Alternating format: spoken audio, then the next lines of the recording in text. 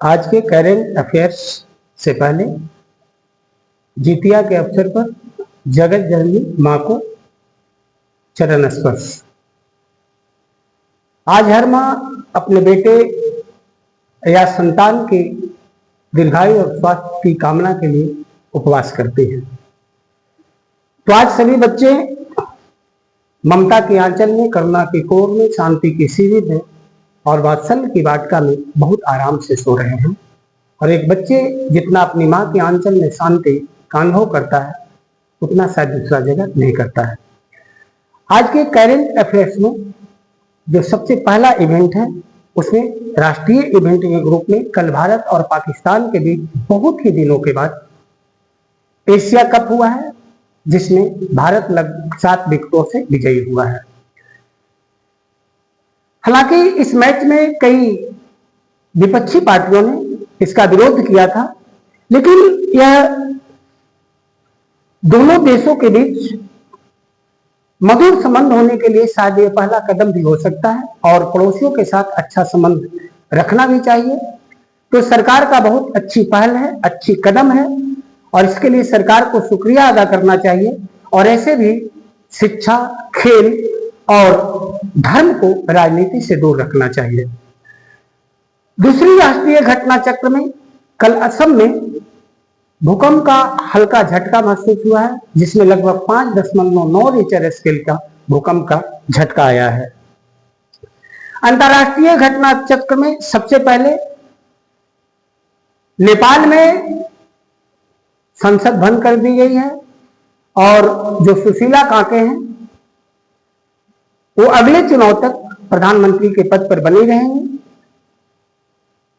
निर्णय लिया गया है कि नेपाल में अगले वर्ष मार्च 2026 में आम चुनाव होगा, जिसमें कोई नए प्रधानमंत्री का चुनाव होगा। देखो, आजकल एआई का जमाना है। एआई का फुल फॉर्म होता है आर्टिफिशियल इंटेलिजेंस, और हर कोई यही कहता है कि आने वाला जमाना एआई का होगा और जो लोग होंगे व्यक्ति से ज्यादा संबंध एआई से रखेंगे। तो एआई के में सबसे प्रमुख घटना यह हुआ है विश्व के पटल पर कि पूरे विश्व का पहला अल्जीरिया ऐसा देश होगा जिसने एक एआई मिनिस्टर की नियुक्ति किया है और उसका नाम रखा गया है, एआई मिनिस्टर का नाम रखा गया है। कौन देश में बोल रहा हूं बच्चों? अल्जीरिया में। और उसके मिनिस्टर का नाम रखा गया है डिएला।